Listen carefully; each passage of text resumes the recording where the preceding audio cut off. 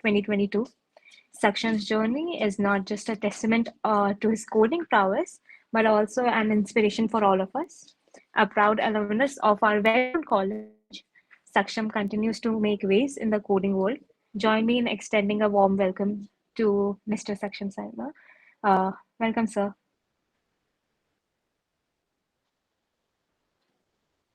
Am I audible Yeah, and visible also? yes, very Uh, much. okay, great. So, thank you so much, Sanskriti and Code Campus, for having me to take a session for all of my juniors. It's a great pleasure for me to come and interact with you guys. So, shall we start or should we wait for another 1 or 2 minutes? I think so. We can start. So, Okay.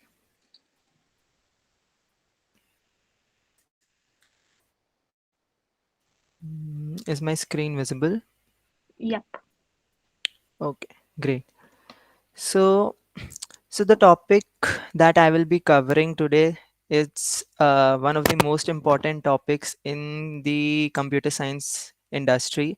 That is, you might have heard it a lot. You might have studied as well. That is OOPS, object-oriented programming, and STL, that is Standard Template Library in C++. What are the data structures that are available in STL and how to apply those in some of the lead code problems. I would be solving 4 to 5 questions with you guys in order to give you overview how to think when you are given a problem to solve and how to decide which data structure to apply where. So let's start first.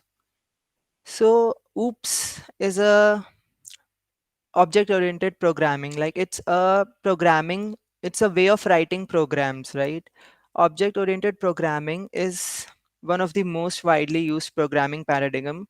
What do we do in object oriented programming is we consider the real world problems in terms of objects and classes instead of focus, like in procedural programming paradigms. You might have studied about procedural programming paradigms in which the focus is on how you are performing the calculations, or how you are the focus is more on the steps rather on the user or the data that we are handling. So in OOPS, what we do is we model a real world problem in terms of objects, and we focus on what objects we are handling and how the data is getting communicated between those objects and those services. We will have a look at it, how the communication happens in OOPS. So that is a basic idea how OOPS works. So in order to study OOPS, it is very important to know why OOPS came into picture. Like, we had procedural programming paradigms, right? So what was the need to shift the industry standards to OOPS, right? So there are some advantages of which OOPS provides. It is, the first one is well suited for building trivial and complex applications. So in real world system, consider an example of e-commerce application, right? Amazon. So Amazon provides you a variety of features, right? You are able to search for a product, you are able to order a product, you are able to make the payments, and you are able to uh, book the reversal and return of the items, right? So that is a complete bigger system that Amazon has. So consider if you would be solving it using procedural programming, right? So what you will be doing, you will be having, suppose a structure is there, like, right? You will having all your data members, all the necessary information there, and you will be having one function that would be performing all the calculations or uh, uh, the functions for you, right? You will be having a single function, a single service that would be doing all these things for you. So suppose if in future you have another requirement, right? Suppose in order you have you want to integrate the AR feature into your Amazon application, right? What you should be able to do is you should be able to click the picture of the product, and that product should be visible. Through that you would be able to search for their product in the Amazon's database, and you should get the details for the same. So if all the logic is constrained in the one function only, so in order to integrate that new functionality into your system, right, you will have to change all the things in that same function only, right? And you have to make changes multiple times. So that would be a very big headache for the developers who are coding and who are maintaining the application, right? You don't have any responsibility of suppose I would explain it to you with another example. uh, okay, suppose you are having a library management system, right? So for that, what do you expect from that system, right? You should be able to issue the books, you should be able to return the books, right? Suppose you want to add another feature to the library application, maybe suppose you want to give your books for suppose you want to rent your books into the library, just for example. So if your all the logic of that issuing and return of books is constrained into only one function, right? So in order to integrate that, that would be a very big headache. So that's why the concept of oops came into picture, because what we do is we divide the responsibilities into different classes, different services, right? So this service will be taking care of issue, this service will be taking care of return, and this service would be taking care of, suppose, renting of books, right? So if we want to um, in future incorporate another new requirement, right? So what we need to do is we need to just create a new service, and we need to establish the connections between the services, so that would be easier to maintain and that would be easier to code, right? So it also allows us to reuse the code, increasing productivity. So reusing of code you can understand with the help of an example. Suppose you have a car and bike, right? So both car and bike are vehicles only, right? So there would be some parameters that would be common to both car and bike, right? So in order to, so it's better we can create a separate higher class, suppose vehicle, right? We can create a vehicle class, and what we can do is we can inherit car and bike from this. So on all the common parameters we can define in vehicle, right? So that we do not have to redefine them into the car and vehicle class separately. So that helps us to increase the productivity, because we are not writing the code again and again, we are not repeating ourselves, right? So that is how oops helps in maintaining productivity. Okay. uh, as I told you, new features can be easily built into existing code. If any requirements come into the future, then it is easier to integrate. We just need to create one service, do some changes, and we are good to go, right? And since we are maintaining the logic of all the things separately, so we can maintain those services separately, so that reduces your production cost and maintenance cost. Initial production cost may be high since you are creating multiple services and you are deploying them to different servers, right? But in long term, the cost of maintaining them is much more efficient than that those of we do in procedure, like uh, just deploying it into the one server under one function. So how that is why oops was needed.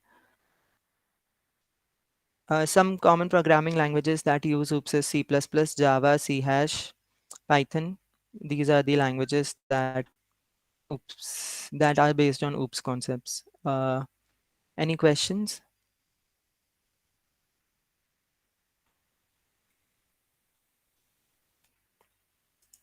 Any questions, guys?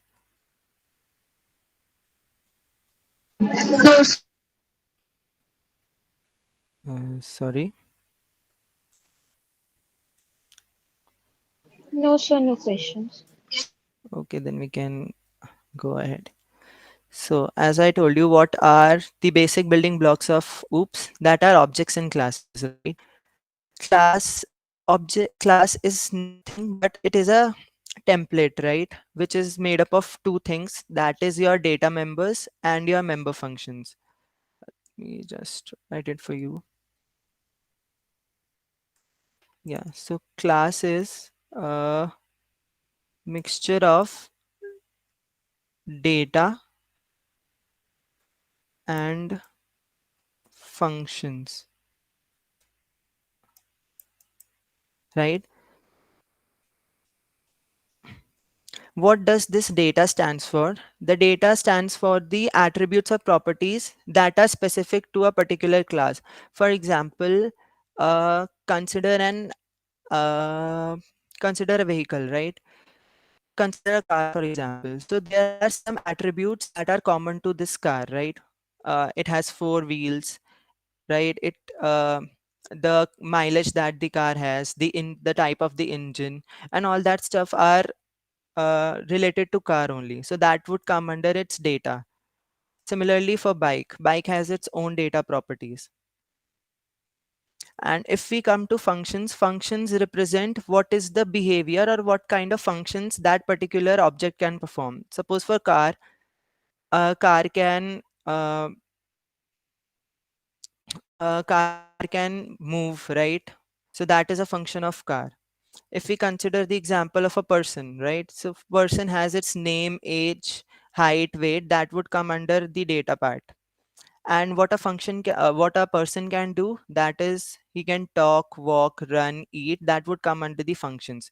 So that talk, walk, run is the behavior of the person, right? So data is the physical properties of an object, and the function is the what all behaviors or what all functions that object can perform. So that this is what a class is made up of, both data members and member functions. And what an object is an instance of this class, is an instance of an class. In real world systems, what we do is we create a class, but there is no point of using creating a class if we are not using it, right? So in order to use a class, we need to create an object of this class. So that we need to create an instance, right? So this instance of the class is known as an object. Objects represents this class in the real world, right? We all the calculations or the logic that we perform, that is through this object only.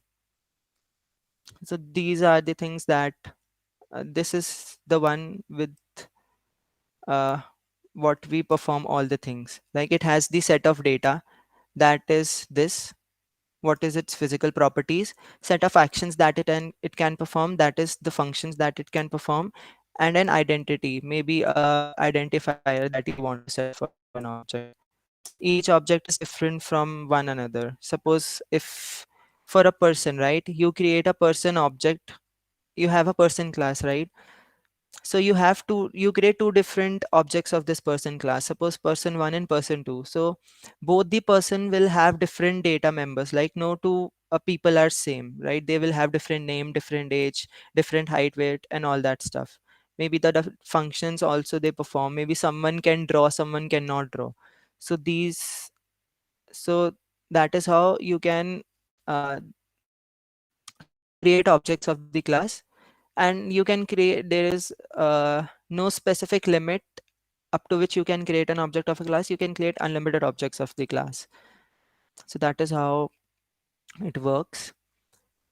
uh, that was Here is another example, like I was explaining. Suppose it's a Ford car, right? It has a attribute color, type, model, cylinder. So these are its data members. Behavior or functions can be start, accelerate, reverse, stop. And you are creating two objects of the class, maybe Ford card 1 and Ford card 2. So its color is yellow, its color is orange. So data members can be different for objects. And here the behavior is same, because the two cars can start, accelerate, reverse, and stop. Maybe there can be cases where you can have different behaviors for different objects, so that is fine. uh, so for this example person, uh, the name, height and age are the data members, and speak, listen, eat, run and walk are the behaviors, or are the functions. So if we are creating person 1 and person 2, so the data members can be different and member functions can be different. Maybe this person is able to sing also, this person is not. So these, that is how objects and classes are created. Like we have covered this. Mm, right. So now let's come to how we can apply this object oriented programming concepts in real world, right? Consider this problem, right? There is a person Anne who wants to start her car. So what are the steps that she follows is, she walks to her car, she sends a message to the car to start by turning on the ignition, like you uh, do it while starting the car, no? So that is what she's doing, and the car starts. So how do you represent this problem in terms of classes and objects? So there are two objects that we have. First one is Anne and the second one is car. So we have two objects here. First is Anne and the second one is car. So there are different attributes for Anne and different attributes for car, right? So if Anne wants to start her car, so what it will do is it has to send a message. It cannot uh, do it by herself because she doesn't have the rights to, start the car. She has to message the car object that you want, that it is required to start the car, right? So the object and can mess through and can send a message to the car object that it is required for you to start. So whenever this car object receives the message, then it calls the start method and the car gets started. So that is how you can communicate with between two objects. In real world systems also, you will be having different objects and it will be required to communicate between two objects, right? So this message generally is done through API calls over the network. Suppose you have one service deployed in one server and another service deployed in one server.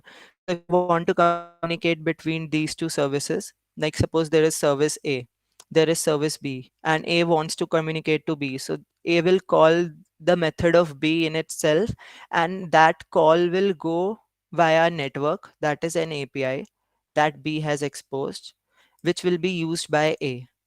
Here, car has exposed an method called start, where which can be called by Anne, right? So Anne can call the start method of the car, and that is how Anne is able to communicate to the car object.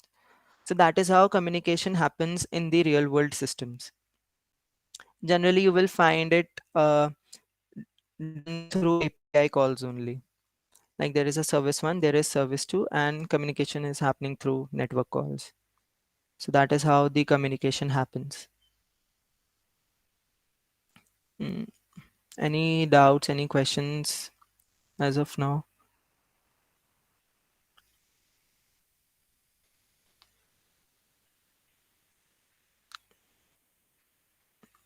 Okay, then we can proceed.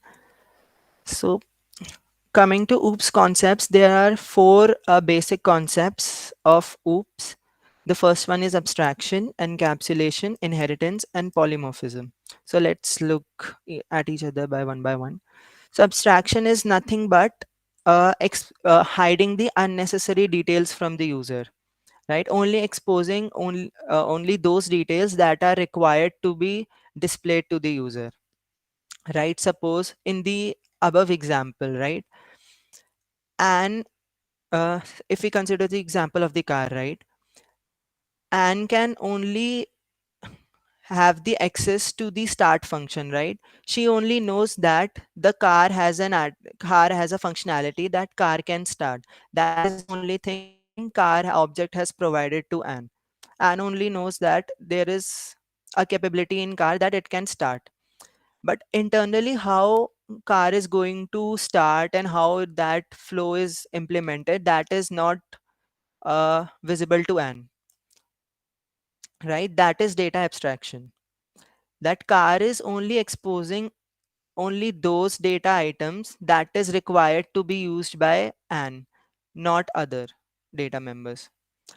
So car is only exposing the start method. Internally, what start method does, that is not known by Anne. So this is data abstraction. You are hiding the unnecessary details and only displaying the required information to the client. So this is abstraction. The second one is encapsulation. Encapsulation is nothing but the wrapping up of data members and member functions into one single unit. You can understand it this way कि data members मतलब objects का behavior. If you have a person, consider me, right? So I would be having some uh, uh, data members, right? I would be having some properties of myself: my name, my age, my height, weight, eye color, hair color, all that stuff, right? And there would be some functions that I can perform, right? Maybe I can code, I can walk, I can run, I can sing, draw. That is my behavior. But all those things, this data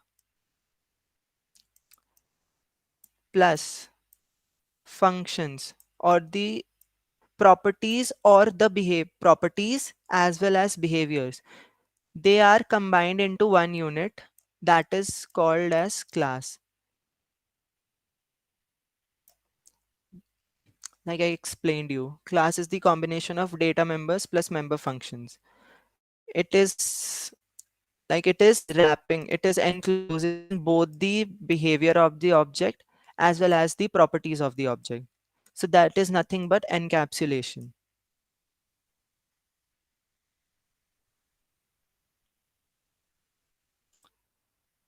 I hope it's clear. Any questions? No. Okay, we can move to next. The third property is inheritance. So it is a very common term, so I would like to know from you, what do you understand by inheritance?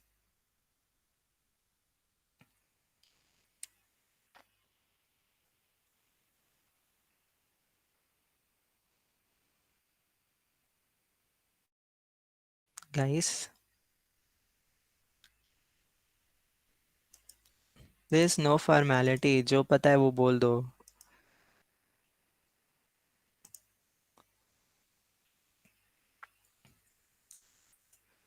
Someone is writing family tree. Yes.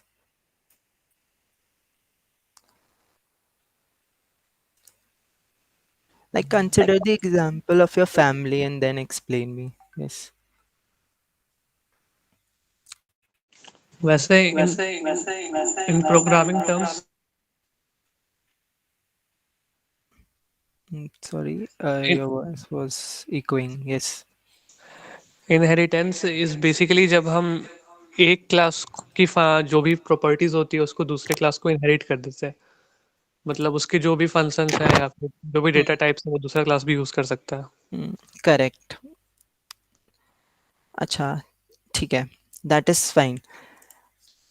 What he said is correct कि whenever we inherit the properties of the parent into the child, that is known as inheritance. But ये तो bookish definition हो गई. सो मेरे को ये बताओ कि कोई एक ऐसा एग्जांपल सोच सकते हो where do you find the application of this, कि हमें इनहेरिटेंस की ज़रूरत क्यों पड़ी, why do we need this, इसके बिना काम नहीं हो सकता था. ताकि कोड रियूजेबल हो सके और बार बार सेम चीज लिखना ना पड़े। करेक्ट. अभी ओके. आपने जैसे एग्जांपल दिया था ना व्हीकल का, तो अब जितनी भी व्हीकल होती है सबकी मेन प्रॉपर्टीज तो सेम ही होगी, 4 व्हील होंगे सब में, इंजन होगा सब में, सीट्स होंगे सब में, तो अब अलग अलग व्हीकल के लिए सेम चीजें बार बार रिपीट ना करनी पड़े। करेक्ट. यस. सो इनहेरिटेंस बेसिकली यही है कि जब हम कोई भी सिस्टम बनाते हैं, ठीक है, सो हम कभी भी किसी भी किन्हीं भी दो ऑब्जेक्ट्स को कंप्लीटली आइसोलेट नहीं कर सकते. There would be some things जो कि शेयर होंगी ऑब्जेक्ट्स के बीच में, या जो भी दो सर्विसेज है उनके बीच में शेयर होंगी. हमेशा कपलिंग होती है रियल वर्ल्ड सिस्टम में. That is how it works. ठीक है, आप कभी भी किसी को कंप्लीटली आइसोलेट नहीं कर सकते. सो अगर कुछ लाइक यू सेड कि कुछ कॉमन प्रॉपर्टीज हैं, तो अगर when you are thinking the example of vehicle, ठीक है, आपके पास कार भी है, आपके पास ट्रक भी है, बट कुछ कॉमन प्रॉपर्टीज दोनों के अंदर हैं जो सेम है. अब आप अगर कुछ सिस्टम बना रहे हो, तो इंस्टेड ऑफ डिक्लेयरिंग वो सारे डेटा टाइप्स कार में अलग से और उसमें ट्रक में अलग से, इट्स बेटर कि you declare it in one class that is vehicle और उसको एब्स्ट्रैक्ट कर दो. राइट,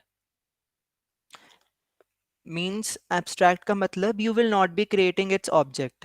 एब्स्ट्रैक्ट क्लास का you are not able to create the object. वो जस्ट एक टेम्पलेट की तरह एक्ट करता है that there is a class vehicle, और अगर आपके ऑब्जेक्ट की रिक्वायरमेंट में कुछ व्हीकल से सिमिलर प्रॉपर्टीज हैं, then you can inherit vehicle. और आप वो प्रॉपर्टीज तो आपको मिल ही जाएंगी. अपार्ट फ्रॉम दिस आप अपनी अलग प्रॉपर्टीज भी ऐड कर सकते हो. सपोज कंसिडर, अगर हम कार और ट्रक का एग्जांपल लेते हैं, ठीक है, सो फॉर कार बेसिक वो सेम है, राइट, कि नंबर ऑफ सीट सेम है, इंजन सेम है, ये सब चीज़ें सेम है, राइट.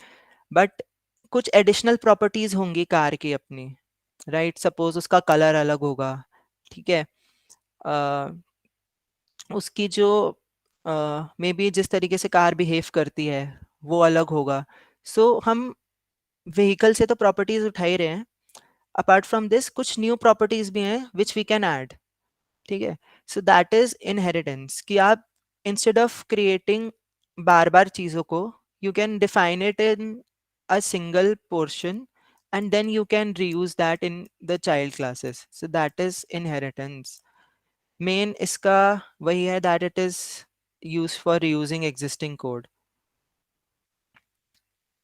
क्योंकि अगर आप वही चीज़ बार बार कार में डाल रहे हो, वही चीज़ बार बार व्हीकल में डाल रहे हो, and there is at some point of time आपको इन दोनों के बीच में कुछ कम्युनिकेशन कराना है suppose, so in that case वो आपके पास कार में अलग से ऑब्जेक्ट की प्रॉपर्टीज होंगी और ट्रक में अलग से ऑब्जेक्ट की प्रॉपर्टीज होंगी instead of getting it from the same.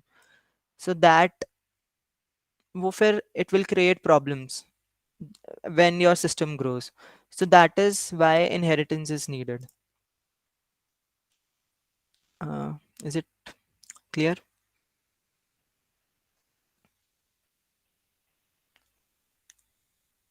Okay, fine. Okay, so एक रियल वर्ल्ड सिस्टम का भी एग्जांपल देख लेते हैं. Suppose you have a checking account and a savings account. Checking account या रेकरिंग अमाउंट अकाउंट जो भी बोलो.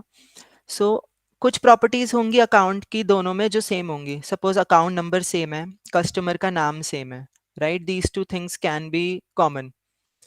कुछ बिहेवियर्स होंगे जो सेम होंगे. सपोज दोनों अकाउंट्स में you can deposit the money, दोनों अकाउंट से you can withdraw the money, right.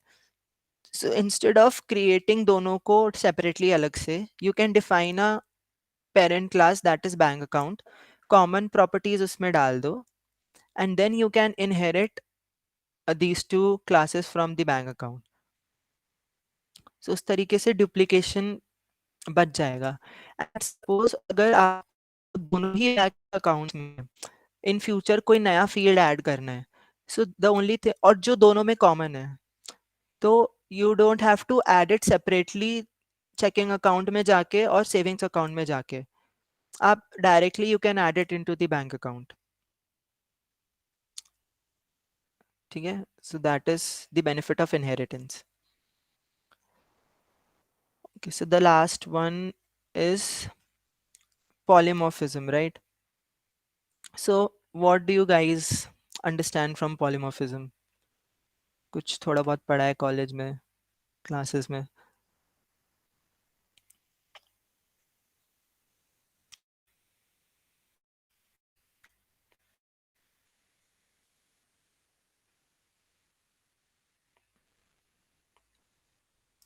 Okay कोई नहीं, चलो. So polymorphism is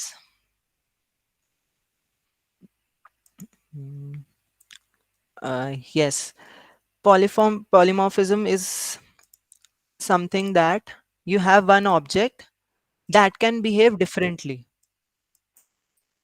right? हाँ, अगर प्रोग्रामिंग टर्म्स में बोलो तो function overloading, function overriding, we have these two things, correct? So polymorphism कुछ नहीं होता. It's the thing is कि कोई suppose एक entity है, ठीक है, वो दो तरीके से behave कर सकती है. Suppose you have a cat, right?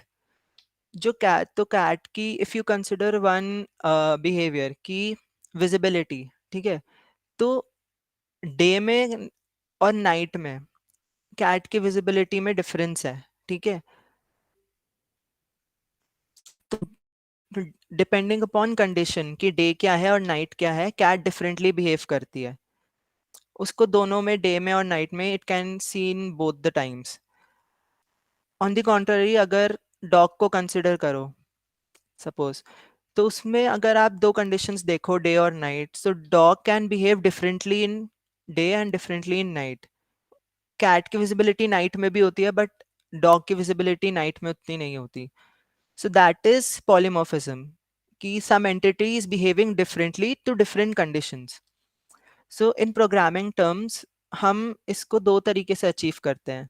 The first one is function overloading and the other one is function overriding. Function overloading, I would just give you an example.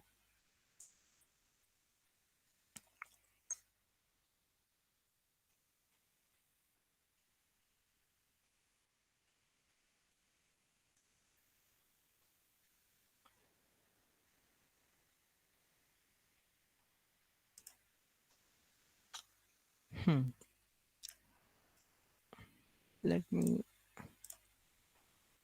share this.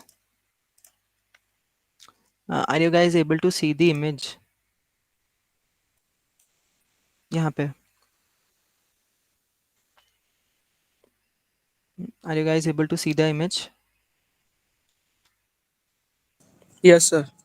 Okay. So these are the two ways in which we can achieve function overload, polymorphism. ठीक है. The first one is function overloading and the other one is function overriding. So इतना मतलब जो मैंने अभी example दिया, right, कि cat और dog can behave differently. So उस cat को you can consider as function. ठीक है. यहाँ पे जैसे add है, correct? So add can behave differently with different in different conditions, right? Suppose यहाँ पे आप दो parameters pass कर रहे हो. So दो parameters pass कर रहे हो, तो how would add behave? Add will do the summation of these two and it will return the output, है ना? If you are passing three parameters, right? तो add का behavior क्या होगा? तो add का behavior होगा कि ये दो की जगह तीनों का sum करके return करेगा, right? और अगर आप दोनों पैरामीटर्स और रिटर्न टाइप का वो चेंज कर देते हो, टाइप ही चेंज कर देते हो, सपोज यहाँ पे इंट था, यहाँ पे आप दो फ्लोटिंग पॉइंट वैल्यूज को ऐड करना चाह रहे हो, दो डबल्स को ऐड करना चाह रहे हो. So what it will do कि वो इन दोनों डबल्स का एडिशन करेगा एंड डबल ही रिजल्ट में रिटर्न करेगा. सो दिस इज फंक्शन ओवरलोडिंग, कि आप फंक्शन नेम तो सेम है फंक्शन का, the entity is same, function is same, but it is behaving differently based on the parameters that are passed, और जो return type है दोनों के basis पे different function perform हो रहे हैं. parameters integer passed है तो integer का sum करके return करेगा, अगर double passed है तो double का sum करके return करेगा. So this is function overloading, कि आपका एक entity differently behave कर रही है based on different conditions. क्या हुआ? ऑन द कॉन्ट्ररी अगर हम फंक्शन ओवरराइडिंग की बात करें, होती बात सेम ही है, बट डिफरेंस क्या होता है? फंक्शन ओवरलोडिंग में you don't have the boundation of parent और child class. Function overloading in general भी हो सकती है, जैसे ये ऐड और ऐड जो है, जरूरी नहीं है कि ये पेरेंट और चाइल्ड क्लास में हो, ये डिफरेंट क्लासेस में भी हो सकते हैं. बट ओवरराइडिंग के केस में the same function that is defined in base class वो as it is same derived class में डिफाइंड होता है, ठीक है। और अगर आप डिराइव्ड क्लास का ऑब्जेक्ट बना रहे हो and you are calling this add method, तो डिराइव्ड क्लास का ही ऐड मेथड कॉल होगा। अगर आप बेस क्लास का ऑब्जेक्ट बना रहे हो और अगर आप ऐड फंक्शन कॉल कर रहे हो तो बेस क्लास का ही ऐड फंक्शन कॉल होगा। मतलब आप जिस क्लास का ऑब्जेक्ट बना रहे हो अगर और फिर ऐड कॉल कर रहे हो तो उसी क्लास का कॉल होगा। एक डिफरेंस ये आता है कि आप बेस क्लास का अगर रेफरेंस यूज कर रहे हो, if you are not creating new object of base class, ठीक है, आप ऐसा कुछ कर रहे हो कि सपोज बेस क्लास है ए का reference A is equals to new B. आपने ऑब्जेक्ट का रेफरेंस तो ए का बनाया but you assigned it to object of B. तो अगर आप उस केस में ऐड फंक्शन कॉल करोगे तो डिराइव्ड क्लास का कॉल होगा क्योंकि आपने उसको बी के ऑब्जेक्ट से असाइन किया है। So that is what function overriding, कि आप अगर सेम फंक्शन बेस और डिराइव दोनों में डिफाइन कर रहे हो तो बेस क्लास का फंक्शन ओवरराइड हो जाता है, डिराइव्ड का ही कॉल होता है। अगर आप एक्सप्लिसिटली डिफाइन नहीं कर रहे हो कि आपको बेस का कॉल करना है कि बेस का ऑब्जेक्ट बना के, जनरली हम बेस का ऑब्जेक्ट नहीं बनाते हैं क्योंकि आपने डिराइव ही इसलिए किया क्योंकि आपको बेस का ऑब्जेक्ट नहीं बनाना था। You have to create object of class B. So that is उस केस में दिस कॉन्सेप्ट कम्स कि आपने बी का ऑब्जेक्ट बनाया, दोनों अगर सेम है तो बी का कॉल होगा। सो this is what overriding is.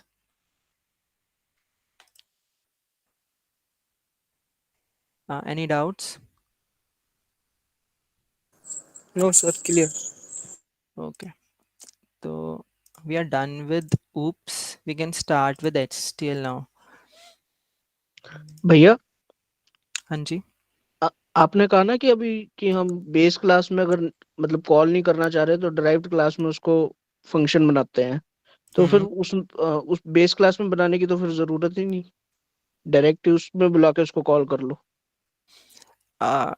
देखो, जैसे मैंने एग्जाम्पल के टाइम समझाया था कि अगर व्हीकल क्लास है, ठीक है, उसके कुछ बिहेवियर होंगे जो सेम होंगे, ठीक है। अगर आप कार और ट्रक को inherit कर रहे हो, ठीक है, आप कार को भी रन करा सकते हो, ठीक है।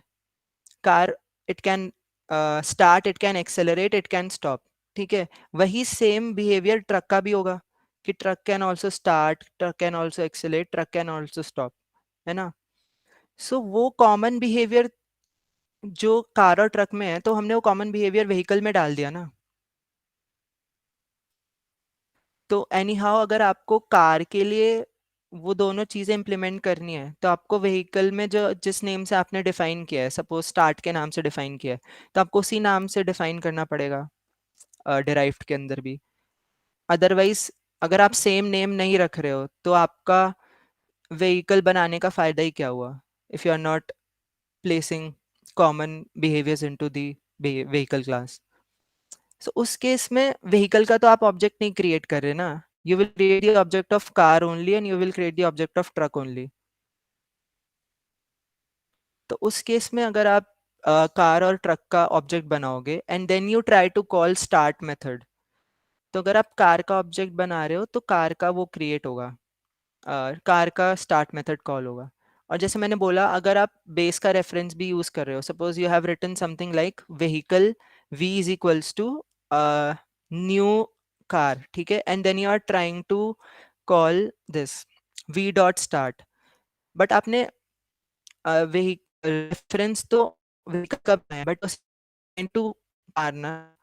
तो अगर आप जब आप v डॉट स्टार्ट कॉल करोगे तो that will call the start of car only. That is how it works. कि हम डिफाइन इसलिए करते हैं क्योंकि हमें बेस का ऑब्जेक्ट कभी बनाना नहीं होता, we only create the objects of derived. और जनरली अगर आप systems when you will start working और सिस्टम्स देखोगे, सो यू विल सी कि जो आपकी पेरेंट क्लास है that is generally defined as abstract, ताकि आप उसका ऑब्जेक्ट नहीं बनाओ। वो सिर्फ कॉमन प्रॉपर्टीज होल्ड करने के लिए रखते हैं हम लोग। नहीं भैया, फिर हम ओवरराइडिंग क्यों कर रहे हैं? जैसे हमने इंट ऐड बनाया उसमें बेस क्लास में, और इंट ऐड का ही फंक्शन बना रहे हैं हम ड्राइव्ड क्लास में, तो अगर वो सेम है तो उसको डायरेक्ट ड्राइव्ड क्लास में बना रहे, बेस क्लास में बनाने की जरूरत ही नहीं। हाँ, तो वो भी ओवरराइडिंग कर फिर क्यों सकते कर हैं, रहे बट उसको फिर एक्सेस कैसे करोगे? उसको एक्सेस करोगे व्हीकल का हैं? ऑब्जेक्ट को बना के। ठीक है भैया। हम्म। Any other questions?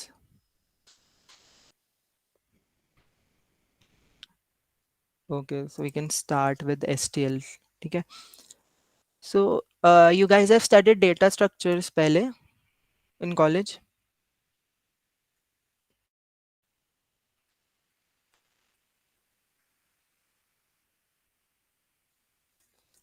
Types of polymorphism. This section, Shivanshu here. We have started this is assuming that they do nothing about data structures.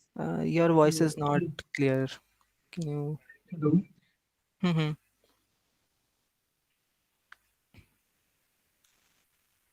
Yes, you can go ahead. I'm saying that we have started this series assuming that they know nothing from Okay. scratch. So you ठीक है. can just brief them a little about data structures, then go on with ST. ठीक है. Okay.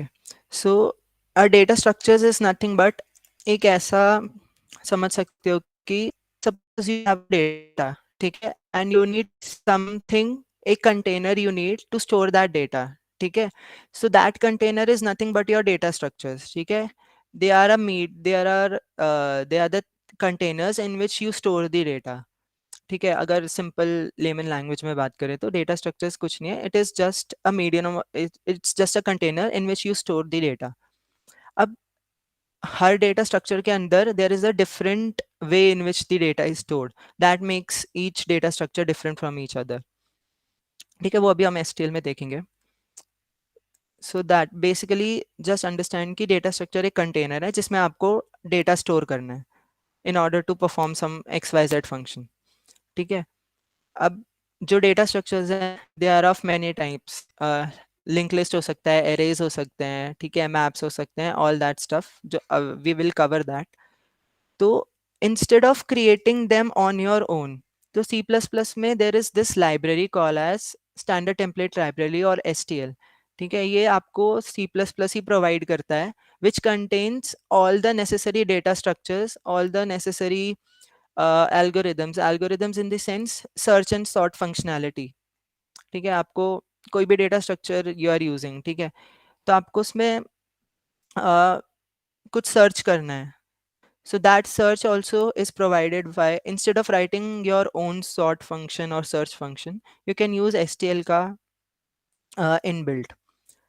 So that is also provided by STL to search on that data structure. ठीक है. So that is I have explained कि STL contains templates, आपको standard data structures और algorithms provide करता है जो आप easily अपने code में use कर सकते हो. You don't have to implement the data structure on your own. ठीक है. तो इसके 3 parts होते हैं: कंटेनर, क्लासेस और data structures, iterators and algorithms. Containers कुछ नहीं होते हैं, containers is just the data structures. ठीक है, जैसे मैंने बोला, containers are used to store your data. ठीक है, and these containers can be of different types. It can be a vector, it can be a DQ, it can be a list. We will see this, एक एक करके go through करेंगे. Set, मल्टीमैप, ये सब होता है. बस बेसिकली कंटेनर्स ये होते हैं कि you can store your data. ठीक है. ओके, लेट्स कम टू सबसे पहले sequence containers, that is arrays. So arrays is nothing but, arrays में आप एक टाइप की वैल्यू स्टोर करते हो. ठीक है, you store homogeneous data elements. आपने अगर एक एरे डिफाइन किया है इंटीजर टाइप का, ठीक है, so you can store only integer values in that array. आप उसमें लॉन्ग, कैरेक्टर, ये सब वैल्यूज नहीं स्टोर कर सकते. So that is your arrays. Fixed size का होता है, suppose you have defined your array to be of 10 size. ठीक है, तो आप उसमें 10 एलिमेंट्स ही स्टोर कर पाओगे. You cannot store more than 10 elements. And even if you try to store 11th element, so it will throw an error that you are not allowed to store this. Next, एक तो fixed size का होता है. The second is fast random access. Fast random access मतलब suppose आपका array है 4 3 9 10. ठीक है. अगर आपको 9 एक्सेस करना है, ठीक है, तो आप डायरेक्टली इसके इंडेक्स की वैल्यू ले सकते हो. ठीक है. एरेज में इंडेक्सिंग स्टार्ट्स फ्रॉम 0, तो ये 0th इंडेक्स है, ये 1 इंडेक्स है, ये 2 इंडेक्स है, ये 3 इंडेक्स है. ठीक है. सो अगर आपको 9 एक्सेस करना है, so you can directly suppose this is AR, so you can directly access AR का 2, तो आपको 9 मिल जाएगा. So that is the random access, कि आप रैंडमली कोई भी एलिमेंट को उसके इंडेक्स के थ्रू एक्सेस कर सकते हो. Fine. Slow to insert and delete. Slow to insert and delete मतलब कि suppose you have to insert an element, suppose 5 in middle of 3 and 9. तो आप क्या करना पड़ेगा, सबसे पहले तो जिस इंडेक्स पे इंसर्ट करना है, you have to insert it at 2, right? तो आपको सबसे पहले 2 तक जाना पड़ेगा. ठीक है. Then what you need to do, कि ये जो 9 और 10 है, आपको 5 के लिए स्पेस बनानी है, तो 9 और 10 को you have to shift their places. तो आपको 9 को इधर शिफ्ट करना पड़ेगा और 10 को इधर शिफ्ट करना पड़ेगा, and then you will be able to add 5. ठीक है. तो अगर आपको कोई इंसर्ट करना है एलिमेंट या डिलीट करना है, डिलीट कैसे करना है, suppose you have to delete 5, आपने 5 इंसर्ट कर दिया, you have to delete it. तो सबसे पहले यू नीड टू नो कि आपका 5 है कहाँ पे. सपोज आपको पता चला सेकेंड इंडेक्स पे है 5, तो अब 5 को डिलीट करने के लिए आप क्या करोगे, you have to shift this 9 back to second index and 10 back to third index. Insert करने के लिए राइट में शिफ्ट किए थे, डिलीट करने के लिए लेफ्ट में शिफ्ट करना पड़ेगा. सो दैट इज बहुत ही स्लो ऑपरेशन, कि you need to shift the elements. So that is why it is slow insert and slow delete. ठीक है.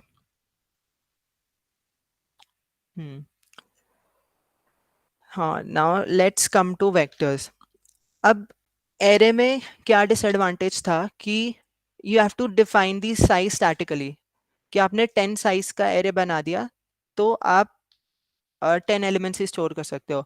अगर suppose there is a use case, ठीक है, अगर आप सपोज आपने वेबसाइट में लॉगिन फॉर्म है, ठीक है, and you are storing the details of the user. ठीक है. एक एरे के अंदर सपोज नेम स्टोर कर रहे हो, but when you deploy it, ठीक है, तो आपको नहीं पता कि how many users will be signing up. अगर आपने अपने हिसाब से 10 वैल्यू सेट करके रखी and the 11th users try to sign in, तो साइन अप, तो वो साइन अप नहीं कर पाएगा. So that is where vectors come into picture, कि when you don't know the size of your the number of data elements beforehand, so then you can declare a vector. ठीक है. तो उस case में vector is a resizable array. so vector में क्या होता है कि whenever अगर 10 साइज का array था, ठीक है, so the moment you try to insert 11th element, तो generally internally क्या होता है, vector में जितना साइज का सपोज 10 का array 10 का वेक्टर क्रिएटेड था already, and you are trying to insert 11, तो वेक्टर इंटरनली अपना साइज डबल कर देता है. तो अगर पहले 10 था तो डबल होके 20 हो जाएगा, then it will insert the 11th element. So this is a resizable array, कि वो इंटरनली अपने आप साइज इंक्रीज करता रहता है the moment number of elements gets increased. So this is resizable array. Fast random access वही same चीज है एरे की तरह, कि you can access it through in your index, कि जैसे यहाँ पे था ना, you can directly access index 1, index 2, index 3. ऐसे ही you can vector में also you can access. You have additional front and back also. Front and back में कुछ नहीं होता. Front will give you the first element, back will give you the last element, which is not there in the array. तो vector में you have this two more methods of accessing. ठीक है. Similarly, slow to insert and delete in middle. अब same चीज़ है कि vector है तो एक टाइप का एरे ही, तो अगर एरे में हमें इंसर्शन एंड डिलीशन में टाइम ज़्यादा लग रहा है तो ऑब्वियसली वेक्टर में भी लगेगा. But fast to insert and delete at the end. अब क्यों? क्योंकि यहाँ पे इट मेंटेन्स अ पॉइंटर, ठीक है, बैक. उसके पास ये इंफॉर्मेशन रहती है वेक्टर में कि हमारा लास्ट एलिमेंट कहाँ स्टोर था, ठीक है. तो इसीलिए अगर आप लास्ट एलिमेंट इंसर्ट करना चाहते हो, इंसर्ट एक एलिमेंट को लास्ट में इंसर्ट करना चाहते हो, then you can use push back and pop back. Directly आपका बैक में इंसर्ट हो जाएगा, ठीक है. Then you have other operation. Size, मतलब यू विल, अगर आप साइज यूज करते हो तो वो वेक्टर में कितने एलिमेंट्स है वेक्टर का साइज बता देगा. एम्प्टी डिनोट्स की वेक्टर एम्प्टी है कि नहीं है. क्लियर, क्लियर जो आपका वेक्टर है उसमें से सारे एलिमेंट्स डिलीट कर देगा.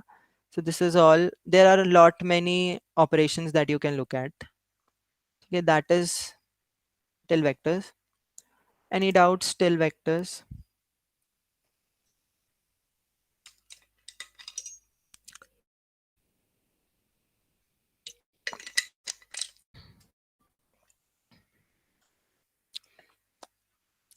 Okay, then we can continue.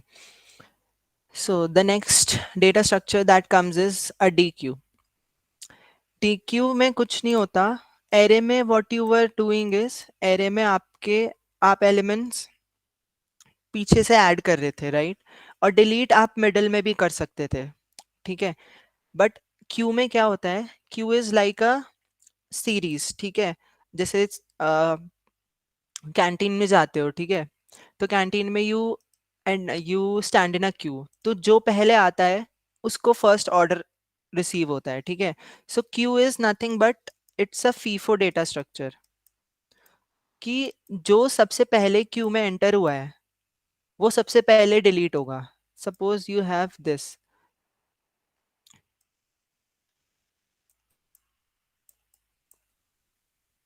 ठीक है.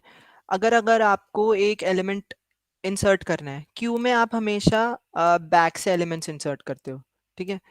तो अगर आपको सपोज 4 इंसर्ट करना है तो 4 बैक से इंसर्ट होगा, कभी भी आगे से आप इंसर्ट नहीं कर सकते क्यू के अंदर.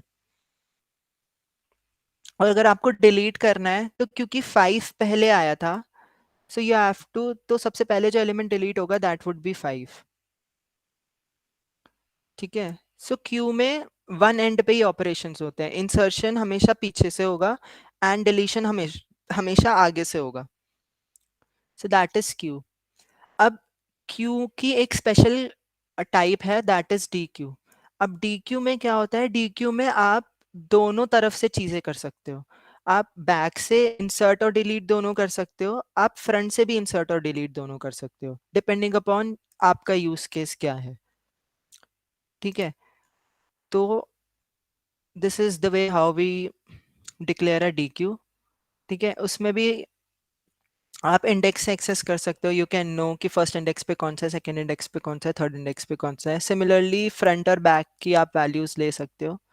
इंसर्ट, डिलीट सब सिमिलर है. अगर आपको मिडल में इंसर्ट करना है देन आपको शिफ्टिंग करनी पड़ेगी, डिलीट करना है तो भी शिफ्टिंग करनी पड़ेगी. जनरली हम डी क्यू में कभी मिडल में इंसर्शन या डिलीशन नहीं करते, क्योंकि डी क्यू का काम ही है फ्रंट से और बैक से सपोर्ट देना.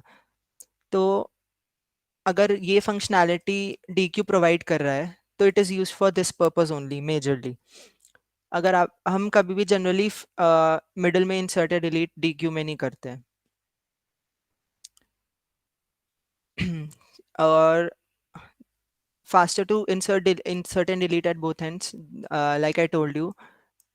इंसर्शन दोनों तरफ से हो सकता है, डिलीशन दोनों तरफ से हो सकता है. पुश फ्रंट करोगे तो आगे एलिमेंट इंसर्ट हो जाएगा, पॉप फ्रंट करोगे तो आगे का एलिमेंट डिलीट हो जाएगा, पुश बैक करोगे तो पीछे एलिमेंट इंसर्ट हो जाएगा, और अगर पॉप बैक करोगे तो जो लास्ट वाला एलिमेंट है वो डिलीट हो जाएगा. Size, empty, clear are all same. So this is a DQ. So let's come to list.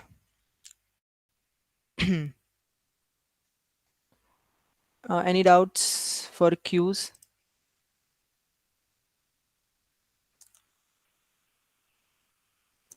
No, sir, clear. Okay, ठीक है. So next is list. अब list STL में is implemented as a doubly linked list. अब doubly linked list क्या होती है? Do you guys know a linked list?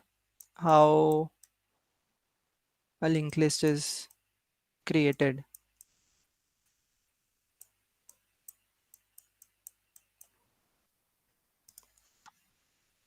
Okay, ठीक है. So linked list में क्या होता है?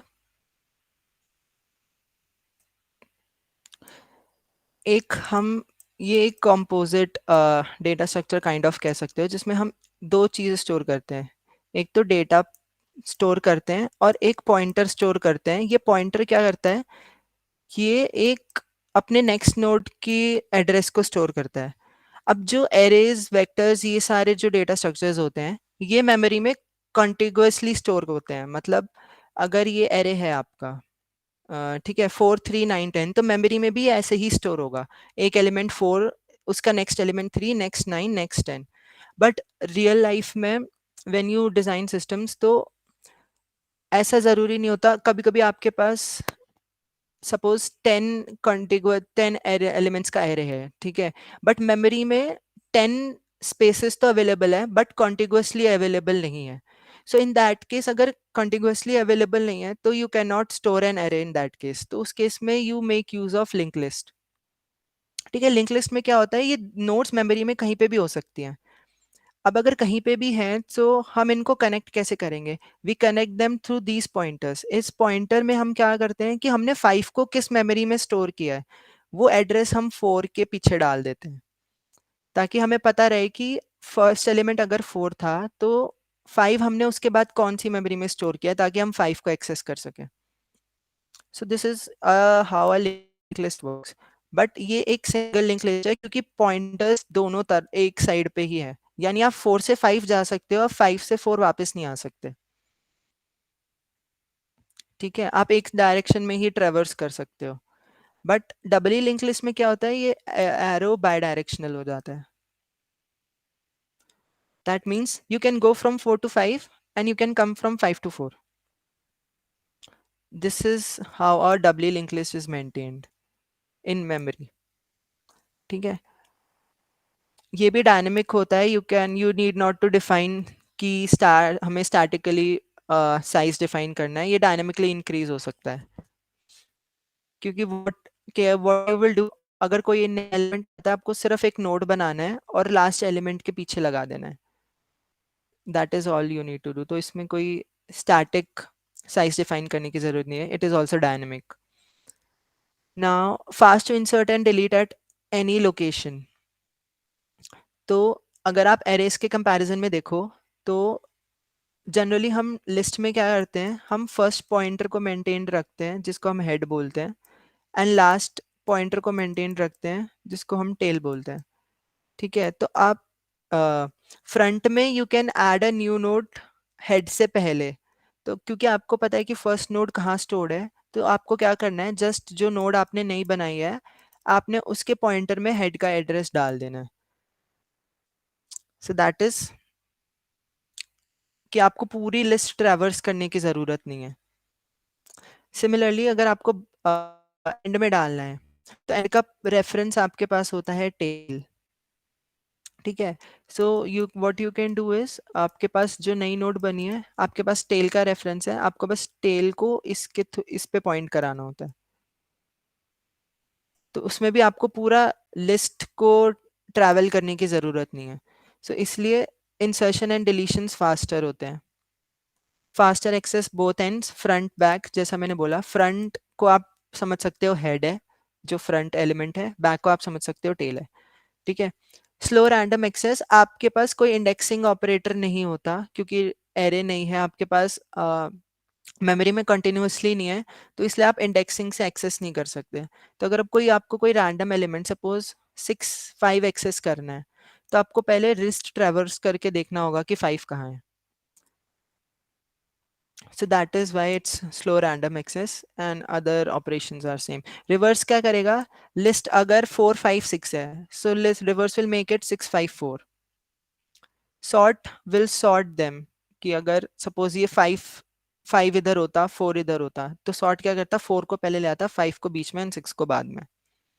Unique में कौन list में कौन सी unique values हैं? Merge, what it will do?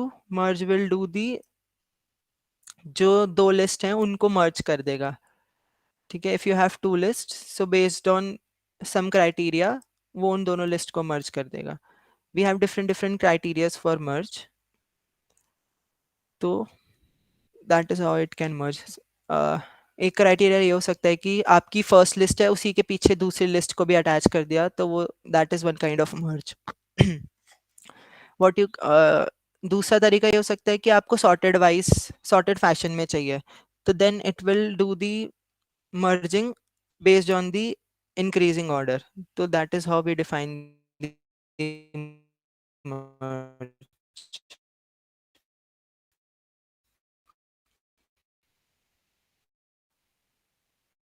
ठीक है, any doubts in list? Okay. List में डिफरेंस बस पॉइंटर्स का ही होता है ना? हाँ, मतलब बेसिकली लिस्ट और वेक्टर्स में डिफरेंस इतना ही है कि वेक्टर्स भी मेमोरी में एक के बाद एक ही स्टोर होते हैं. ठीक है, बट लिस्ट के केस में ये नहीं है. लिस्ट के केस में आप मेमोरी में कहीं पे भी एलिमेंट्स डाल सकते हो and then you can access. हाँ, मतलब बेसिकली पॉइंटर्स का डिफरेंस है. यू कैन अच्छा. Take it like this. और सिंगल और डबली में भी यही फर्क होता है ना बेसिकली तो? सिंगल और डबली में डिफरेंसेस कि सिंगल में आपका एरो एक साइड ही है. आप अगर 4 5 और 6 है, ठीक है, सिंगली में आप 4 से 5 एंड 5 से 6 ट्रैवल कर सकते हो. ठीक है, आप वापस 6 से 5 ट्रैवल नहीं कर सकते. You can not iterate from 6. But doubly link list में क्योंकि पॉइंटर्स दोनों तरफ होते हैं, so you can travel from 4 to 5 and then you can travel back from 5 to 4. That is the major okay. difference. तो बेटर मतलब डबली वाली use करना होता है ना? That depends on your use case. ठीक है, कुछ केसेस में सिंगली बेटर होगी, कुछ केसेस में डबली बेटर होगी. मतलब डबली लिंक लिस्ट का एक एग्जांपल सोच सकते हो. यू हैव स्पॉटिफाई है ना, स्पॉटिफाई में क्यू में गाने डालते हो ना, so there you can go to previous song also and you can go to next song also. So that is done through this only, कि आप दोनों तरफ से जा सकते हो, दोनों songs को access कर सकते हो. Okay.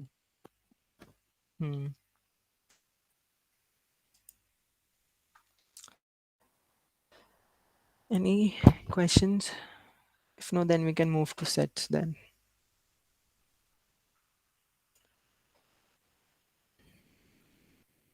Okay, then we can move to set. Sets के बारे में किसी को कोई knowledge है? What do you understand by sets? Maths में पढ़ा होगा कभी.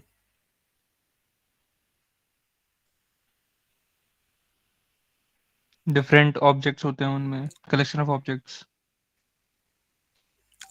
Collection of objects in the sense कैसे?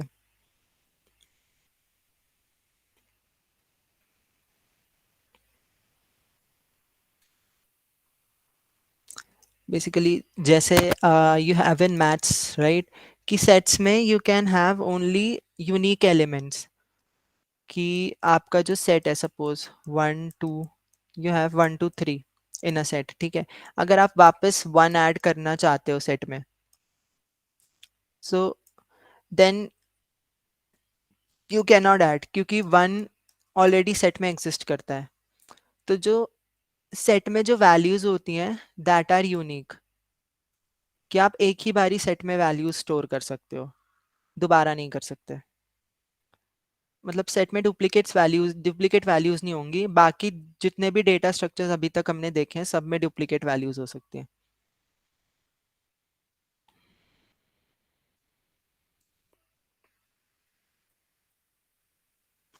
ठीक है, okay. Internally it is implemented as a balanced binary search tree. अब I don't want to go into this much depth क्योंकि शायद you guys will get confused, but just think कि memory में ऐसे store होगा, अगर 3 elements हैं तो balanced का मतलब है कि अगर कोई एक ये है तो उसके left में और right में same होंगे, that is balanced tree. ये एक tree kind of structure है, ठीक है, उसमें बैलेंस में लेफ्ट साइड जितने होंगे नोड्स और राइट में जितने होंगे वो सेम होंगे। How a balance binary search, ये एक सेट इस फॉर्म में मेमोरी में स्टोर होता है, ठीक है। सो insert and erase, insert will add the element into the set, erase will delete the element. Faster search, अब फास्टर सर्च कैसे है कि जो एरेस और लिस्ट हमने देखे थे अभी, ठीक है, अब अगर आपको you want to find any element, ठीक है, तो यू हैव टू, अगर लास्ट में एलिमेंट है सपोज एरे के, ठीक है, you have this,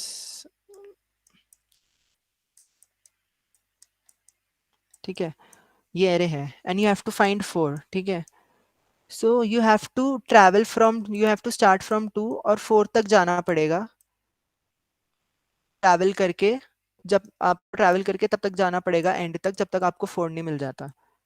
So in that case what you are doing, you are traveling the all the, अगर element last में है, so what you are doing is you are traveling the entire list, ठीक है, तो वो big of n operation है, big of n को समझ लो, suppose you are taking, अगर n elements है तो n time लग रहा है लास्ट एलिमेंट को एक्सेस करने के लिए, बट सेट्स के केस में क्या होता है, क्योंकि ट्रीज के फॉर्म में स्टोर्ड है, सो सर्च हैपेंस लाइक कि अब 1 2 3 है, ठीक है, तो मेमोरी में ऐसे स्टोर्ड होता है कि 2 अगर सेंटर नोड है, ठीक है, तो जो एलिमेंट्स 2 से छोटे होते हैं they come on the left side of 2, और जो बड़े होते हैं they come on the right side of 2। तो अगर यू नीड टू सर्च 1, तो अगर आप फर्स्ट एलिमेंट 2 से कंपेयर करोगे तो 1 2 से छोटा है, तो यू नो कि 1 2 के राइट साइड में कभी एग्जिस्ट नहीं करेगा, 2 के लेफ्ट साइड में एग्जिस्ट करेगा, so then you start searching on left side of 2, मतलब इंटरनली मेमोरी में सेट में ऐसे सर्चिंग होती है, ठीक है। तो इससे आपने क्या किया, यू एलिमिनेटेड पूरा का पूरा एक पोर्शन टू सर्च, क्योंकि आपको पता था कि 1 2 से छोटा है तो 2 के लेफ्ट में एग्जिस्ट करेगा, so there is no need to search on the right. तो आपने पूरे n एलिमेंट्स को ट्रैवर्स नहीं किया, अगर बैलेंस्ड है तो there is a good chances कि आप सिर्फ आधे एलिमेंट्स को ट्रैवर्स करो, ठीक है, तो that is how search is fast. तो जो फाइंड मेथड है that runs in log n time in sets, ठीक है, क्योंकि आप पूरा एक पोर्शन कंप्लीटली एलिमिनेट कर देते हो। So that is how set works. कि you cannot store duplicate elements. Searching is faster. Other operations size, empty, clear are the same.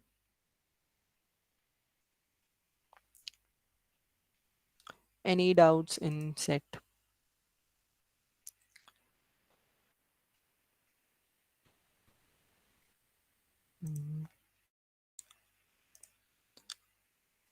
If no, then we can proceed. Fine. There is another data structure that is multiset. Set के similar ही होता है, but the difference is कि set में you can store unique values, but multi-set में there is no condition that की values would be unique.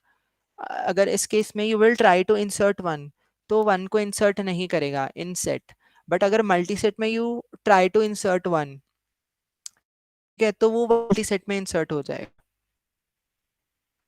So that is the main difference between set and multi-set. कि multi-set में you can have duplicate values. Rest all other functions are same. Implementation भी same है. Coming on to maps. ठीक है. Map is a data structure that stores the elements in the form of key and value pairs. Key and value pairs मतलब इस form में store करता है. Map is a data structure जिसमें आप different types की वैल्यूज स्टोर कर सकते हो. उससे पहले जितने भी डेटा स्ट्रक्चर्स थे till set, you can store only a single type of value. Map में you can store multiple kinds of values, कि आपकी की किसी भी टाइप की हो सकती है, आपकी वैल्यू किसी भी टाइप की हो सकती है. Suppose you have a string, ठीक है, and you need to calculate how many character has appeared how many times. तो उस केस में the data structure to use is map. कि आपका सपोज a 10 बार आया है किसी स्ट्रिंग में, b 2 बार आया है, so that you can store in the form of a map where a is the key and 10 is the value. इसमें the constraint is कि जो आपकी key value है that needs to be unique. You cannot have another key with the same name a. a की a नाम से कोई और की नहीं हो सकती. But if you have a value as 10, तो value और cases में भी 10 हो सकती है, right? But key same नहीं हो सकती. Key has to be different. Which is this? Each key has only one value. एक key की एक ही value होती है, and you have only unique keys in map.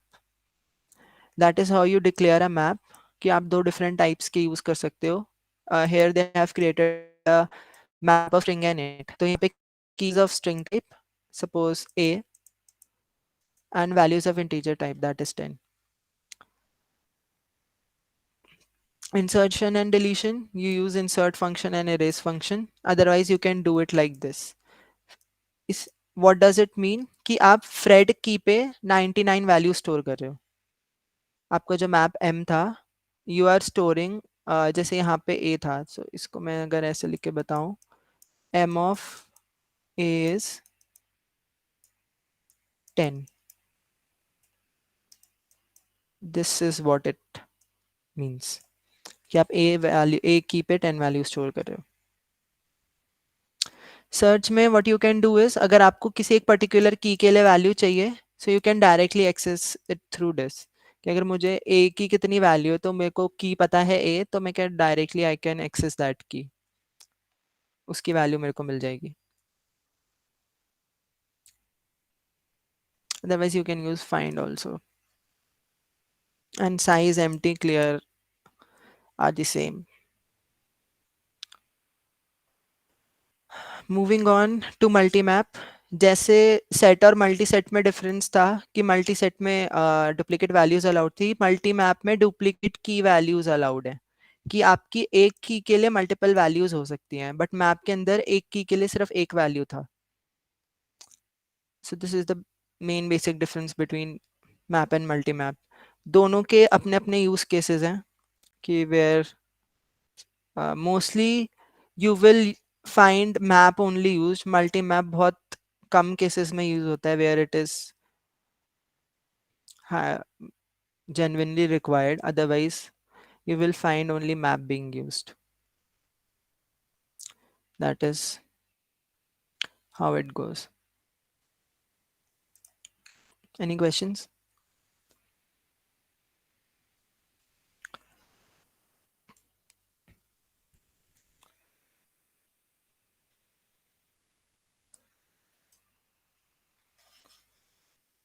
If no, then we can move on to next. Next we have a stack. Right, so for stack is last in first out. What happens in stack is the element that comes last is taken out first. You have seen stack of plates, right? जैसे you have a stack of plates, ठीक है, dirty dishes, ठीक है, तो उसमें जो सबसे ऊपर जो लास्ट में गंदी प्लेट रखी होगी, you pick it first to wash it, right? So that is the concept of stack कि जो element लास्ट में आया है that will be taken out first.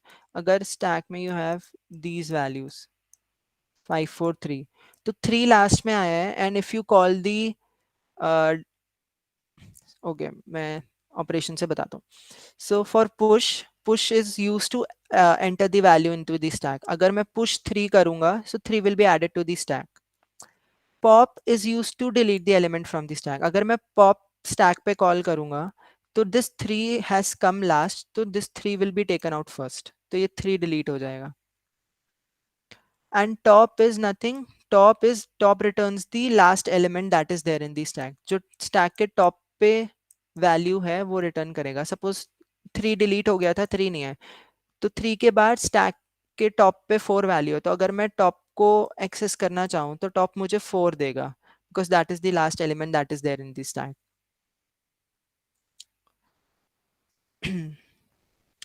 ठीक है, so this is the concept of stack. Queue I have already explained. First in, first out. The element that comes first is taken out first. That is how you declare a queue. Okay. Next, we come to priority queue. So priority queue is a special type of queue जिसमें what you do is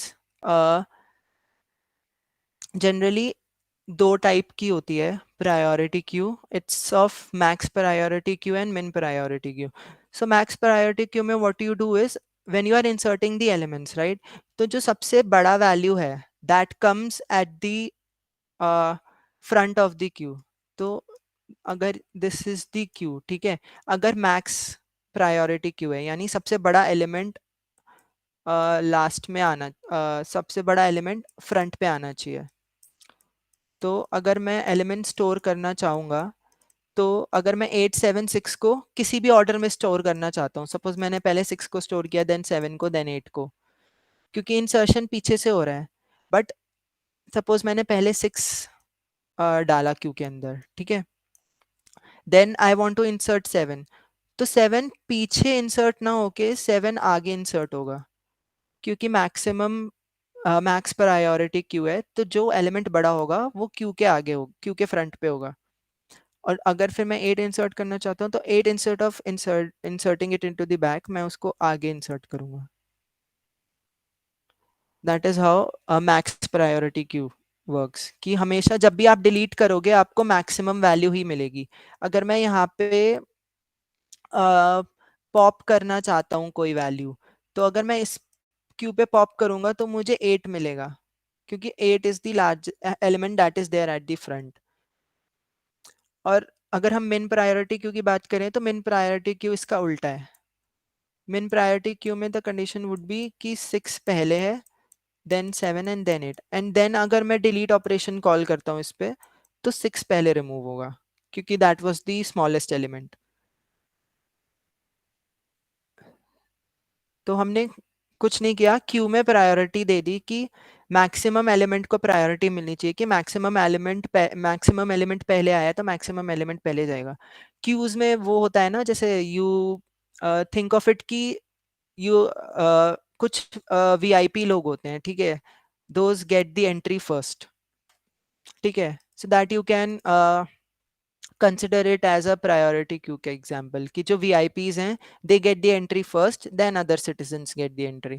So that is your max priority queue, कि जिनकी priority ज्यादा है सबसे पहले आप उनकी request को सर्व कर रहे हो, आप उनको एंट्री दे रहे हो, बाकियों को बाद में दे रहे हो. एंड अगर इसका उल्टा कर दो कि VIPs को बाद में दे रहे हो और कॉमन को पहले दे रहे हो, तो दैट इज योर मिन. This is your concept of priority queue.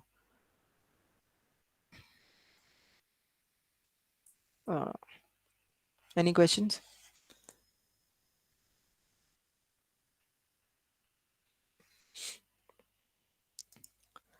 Okay, then we can move to iterators. अब you have data structures, ठीक है, तो कुछ data structures पे तो this normal for loop works, ठीक है, अगर your array is there, vector is there, तो उनके cases में this normal for loop will work, ठीक है, you can iterate through these for loop. But there are some data structures, suppose for example stack. अब stack में you have the concept of top only, ठीक है, आपको सिर्फ top की location पता है कि which element is at the top of the stack, तो उस केस में you can not use this normal for loop for iteration, ठीक है. So in for that case the concept of iterators have come in, ठीक है. तो iterators के लिए what you do is you suppose you want to iterate a set, ठीक है, तो सेट में क्या करोगे, सेट टाइप का आइटरेटर बनाओगे like this, you create iterator of type which will iterate through this stack of set of type string, then names set आप beginning से चालू करोगे, then you will go जब तक you don't reach the end of the set, ठीक है, and then you try to print or then you try to access. So this is how iteration happens through iterators. Iterators की जरूरत इसलिए पड़ी है because in data structures like set, stack, maps you cannot use for loop. So इसलिए you need the iterator which can iterate through this. Okay. Then the last topic that we have is the algorithms. Algorithms, like I told you, you have, suppose you want to sort your array, right? या जो भी data structure you want to sort the elements, तो STL provides you with the sort function where you can sort the elements of that data structure. Suppose there is a vector of type names, ठीक है, तो names में you can sort by from these, you will pass the starting and you will pass the end, कि starting से लेके end तक sort the elements. So it will sort the elements based on the the starting from the first letter. So the output would be Barney would be at first, then Betty, then Fred, then Wilma. That is how sort works.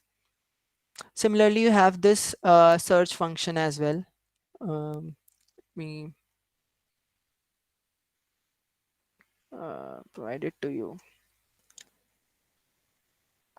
Okay, I will show you it in the code.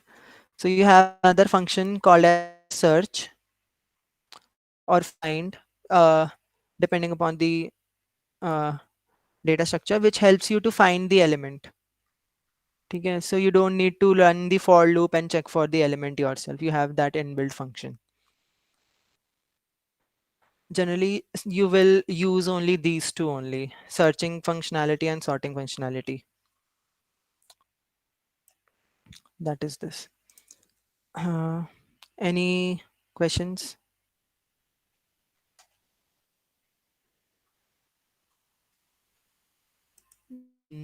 Any questions, guys? Since we are, I believe, short of time, I will just show you one question by solving it. Okay. Uh,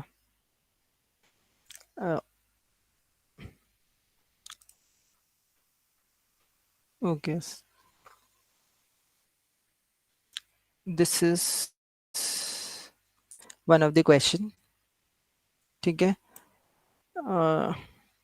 Let's read the question and then we will try to solve.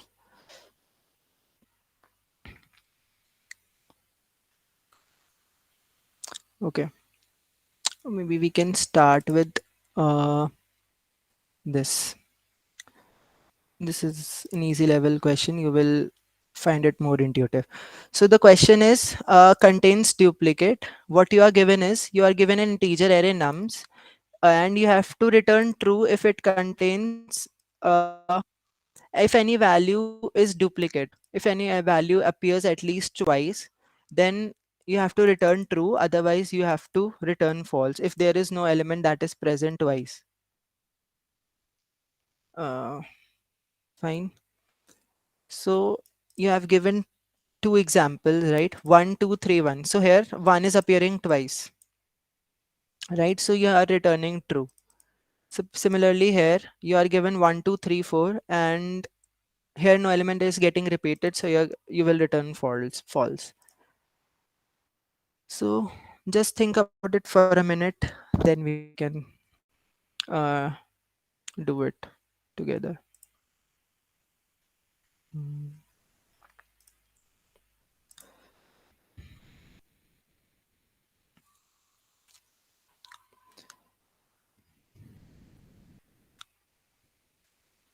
Mm, okay, can anyone tell me which kind of data structure can we use to solve this problem? The one till we have studied here. We have studied.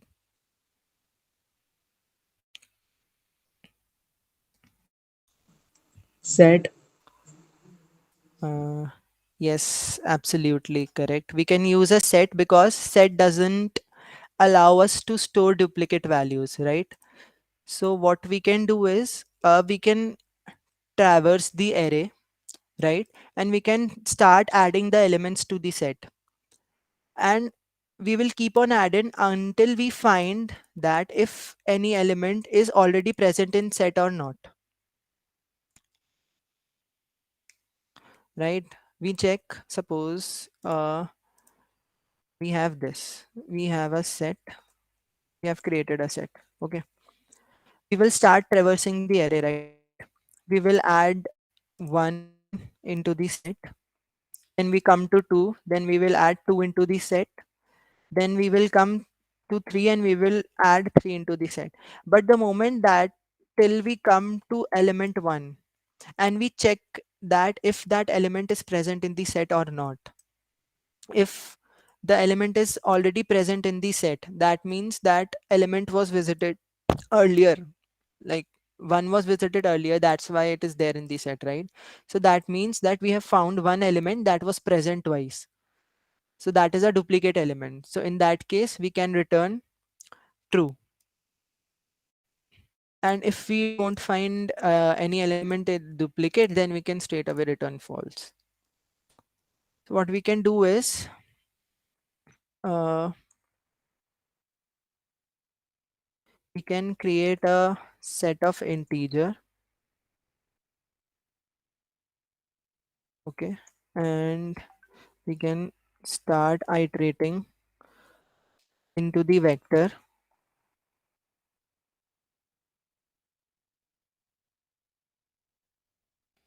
and we can check if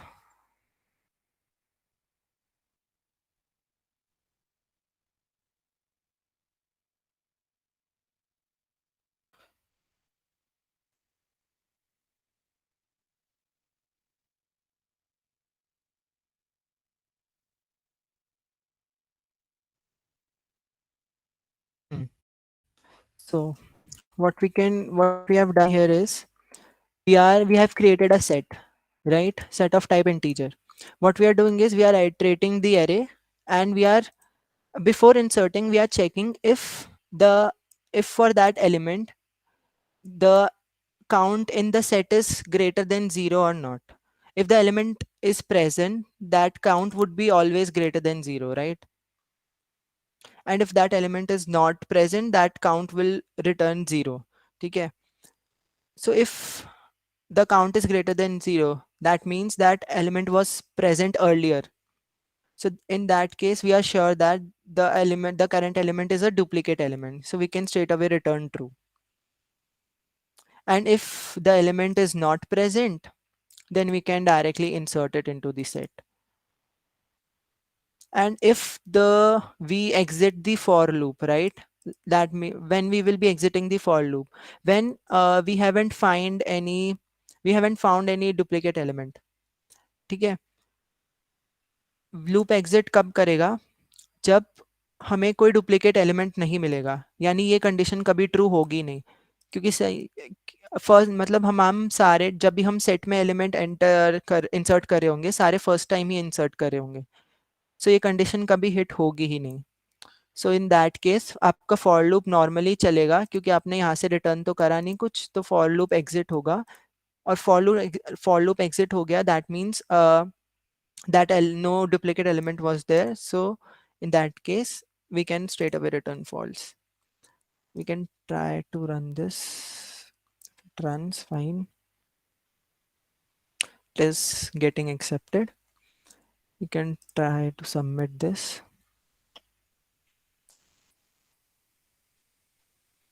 It is getting submitted. Fine. Any doubt in this question?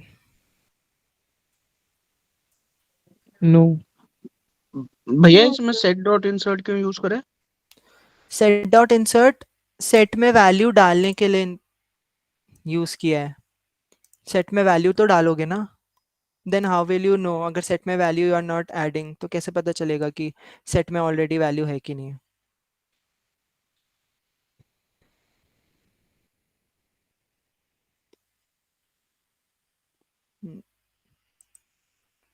Understood.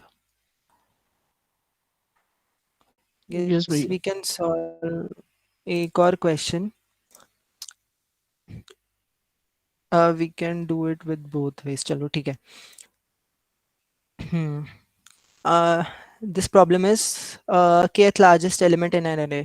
सो हमें एक array nums दिया हुआ है, that is, और एक integer k दिया हुआ है. तो हमें क्या करना है? We have to return the kth largest element in an array. kth largest element मतलब, सपोज कंसिडर दिस एग्जांपल 32156 है एंड हमें सेकेंड लार्जेस्ट एलिमेंट रिटर्न करना है. तो इसमें first largest element is 6 and second largest element is 5. तो हमसे second largest element पूछा था, तो वी कैन रिटर्न 5. सिमिलरली इस केस में हमें हमसे फोर्थ लार्जेस्ट एलिमेंट पूछा है. So the first largest is 6, second largest is 5, third largest is 3 and second largest, okay इसमें डुप्लीकेट्स भी है.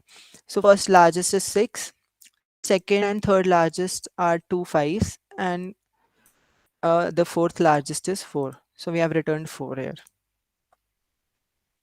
So this is how we need to solve this.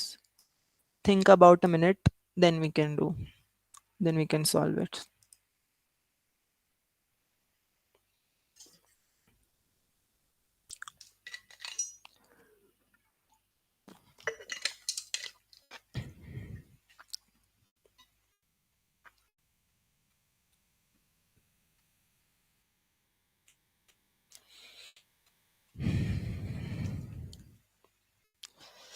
Okay, we can start now.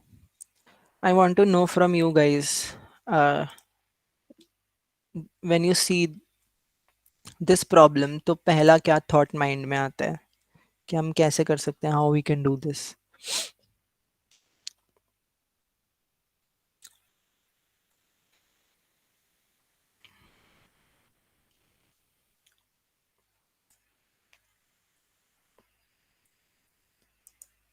Come on guys.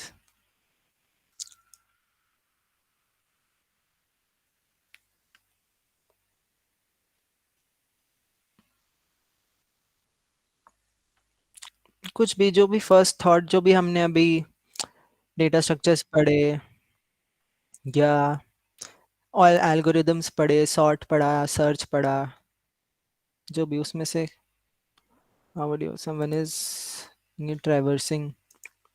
हाँ, traverse तो करना पड़ेगा. Traversing is not a concept.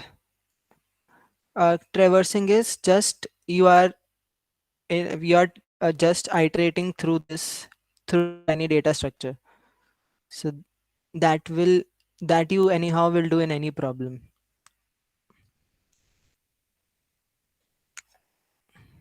कुछ भी, जो भी माइंड में आ रहा हो कि यू हैव दिस एरे, ठीक है, एंड आपको सेकेंड लार्जेस्ट एलिमेंट वो करना है, रिटर्न करना है, what you will do?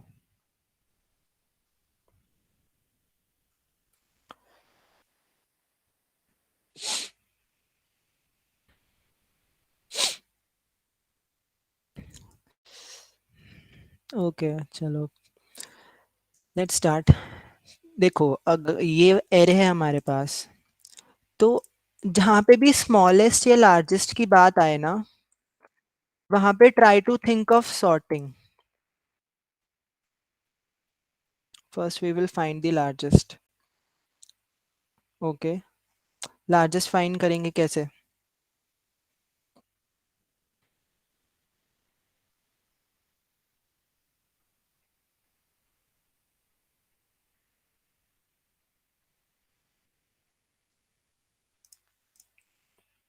Sorting techniques. Okay, that is one possible way कि चलो जहाँ पे भी ये दिखता है ना लार्जेस्ट या स्मॉलेस्ट ऐसा कुछ with respect to the elements, तो वहां पे try to think of applying sorting. ठीक है, तो सॉर्टिंग करने से ना द थिंग्स गेट इजियर. तो जैसे हमें सेकेंड लार्जेस्ट निकालना है, तो अगर हम इस एरे को सॉर्ट करते हैं तो सॉर्ट करके हमें क्या मिलेगा? 1 2 3 4 5 एंड 6. अब आपसे सेकेंड लार्जेस्ट पूछा गया था. ठीक है, तो सेकेंड लार्जेस्ट अब कौन से इंडेक्स पे है? First 0 1 2 3 4 and 5. ठीक है, तो सेकेंड लार्जेस्ट इंडेक्स आपका, second largest element is at your fourth index, है ना? तो जब आप एरे को सॉर्ट कर दोगे या इस वेक्टर को सॉर्ट कर दोगे, तो आपका जो ये होगा एलिमेंट होगा that would be present at, जो आपका इसका साइज है, एरे का साइज कितना है? 6 एलिमेंट्स का. तो 6 माइनस 2, 6 माइनस 2 इज 4. तो फोर्थ इंडेक्स पे you will have your value. ठीक है. ठीक है, तो यहाँ पे आपको सेकेंड लार्जेस्ट पूछा था, तो second largest element is present at number 5. तो इसमें कुछ नहीं करना होगा, you have to do you have to just sort this, and you need to do is you need to just return nums में nums का nums dot length minus k. Believe this should work. Oh, it's not length, size.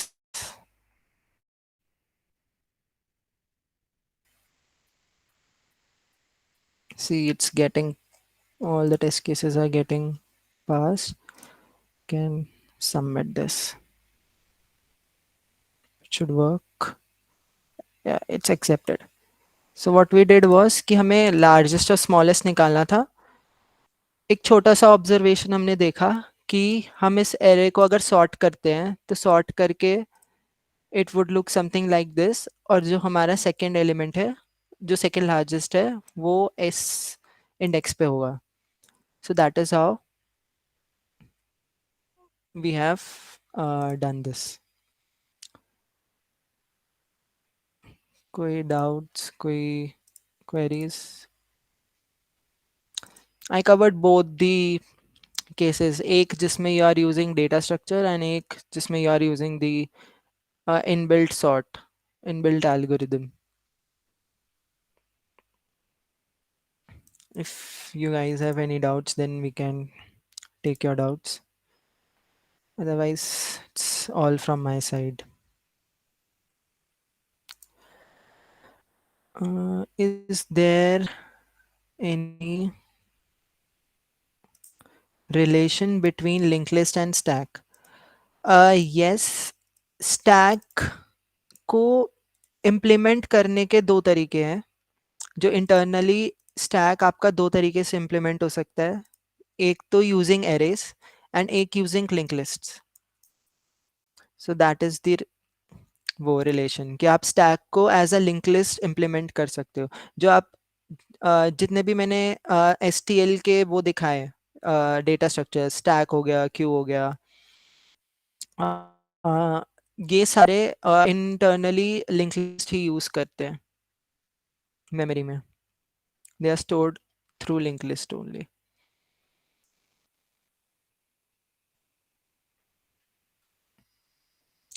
That in depth में cover करना थोड़ा मुश्किल होता है मेरे लिए, बिकॉज इट्स सिंस 1.5 आवर्स का session we have already exceeded. Maybe if you guys have any other questions, then I can take that. Okay, does vector also stores addresses? For example, we want to store data of 10 people where the size of vector is 10. You said vector will double its size when we want to store the data of 11th person. So how will it store in the memory if contiguous memory is not available? Okay. ठीक है. So जो पहले cases में होता था in earlier जब हम implement करते थे वेक्टर्स को, so what used to do was कि अगर यू हैव दिस 10 उसमें 10 पीपल का data is stored in contiguous memory, ठीक है. तो अगर इनिशियली जो साइज होता है वेक्टर का, ठीक है, दैट इज उसमें इंटरनली डिफाइंड होता है कि 2 टाइम्स इंक्रीज करेगा, ठीक है. That is not hard and fast rule, हम अपने हिसाब से भी डिफाइन कर सकते हैं कि how we want to the vector to behave, कि it is necessary to double the size. हो सकता है कि हमें बार बार डबल करने की जरूरत ना पड़े, क्योंकि every time we are doubling तो वेक्टर अपना साइज डबल कर रहा है, right. So that is an expensive operation memory के हिसाब से देखे तो, ठीक है. तो इट्स नॉट नेसेसरी कि हमेशा डबल होगा, that depends on use case, ठीक है. और अगर इस केस में जैसे यू आर सेइंग कि वेक्टर के पास मेमोरी अवेलेबल नहीं है, ठीक है, तो इंटरनली जितनी मेमोरी अवेलेबल होगी it will increase it to that level, तब वो इंसर्ट करेगा. एंड इफ नहीं है available then memory references change होते हैं.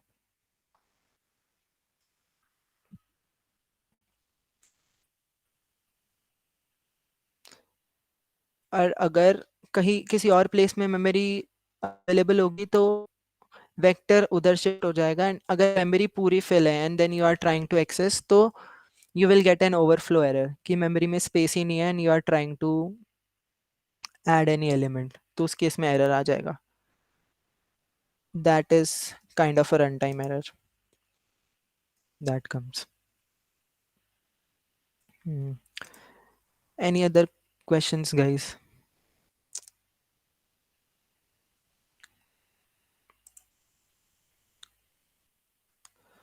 What are the types of polymorphism? Okay, there are 2 types of polymorphisms. One is static, another one is dynamic. तो static is implemented using function overloading, ठीक है. Static का मतलब ये होता है कि आपको कौन सा फंक्शन कॉल करना है that is known at the compile time only, ठीक है. सपोज वो जो मैंने दिखाया था ना ऐड फंक्शन में there were 2 integer values, 2 integer parameters and 2 double parameters.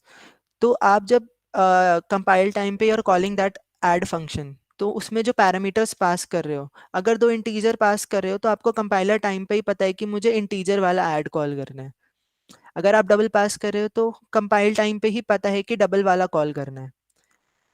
So that is your static polymorphism, ठीक है.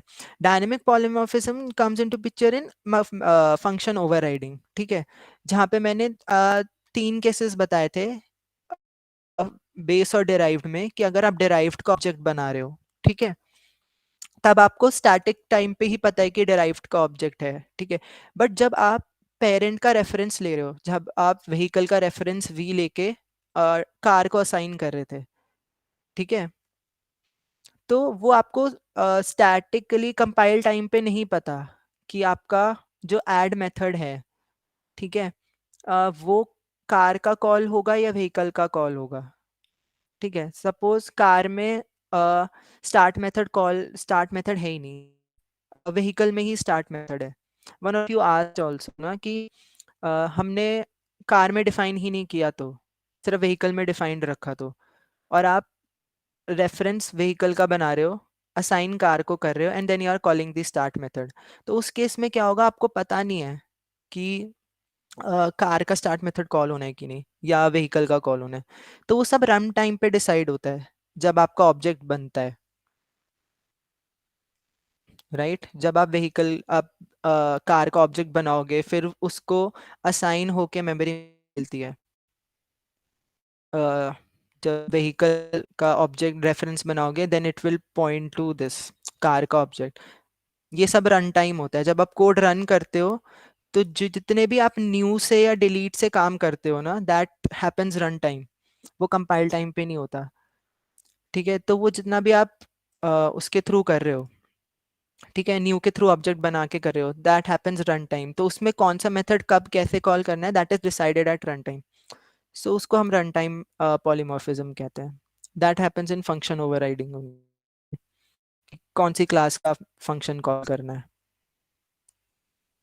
So these are the to.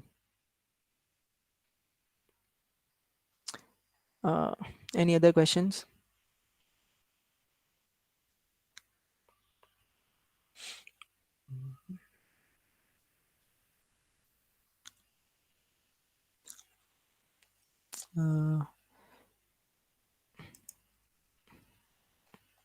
If you guys have any questions, then we can take, then I can take, otherwise we are done for the day, we can close. And if you guys want to connect with me, I will be sharing my LinkedIn profile. Give me a minute. In the chat, you guys can ask your doubts there. I would be happy to help.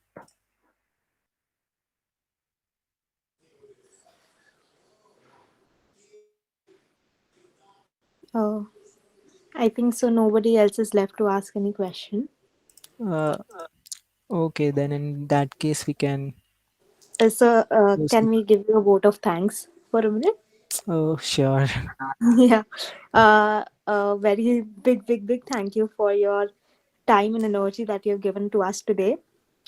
Your journey and expertise have not only enriched our understanding of C++, STL, and OOPS, but also have inspired us to reach new coding heights. And we are truly honored to have you with us. And from the Code Campus community, I, Sanskriti, thank you so much.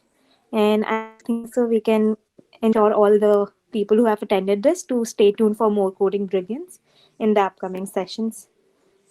So thank you so much, sir. And thank you, everyone. Thank you so much for having me. It was great interacting with you guys.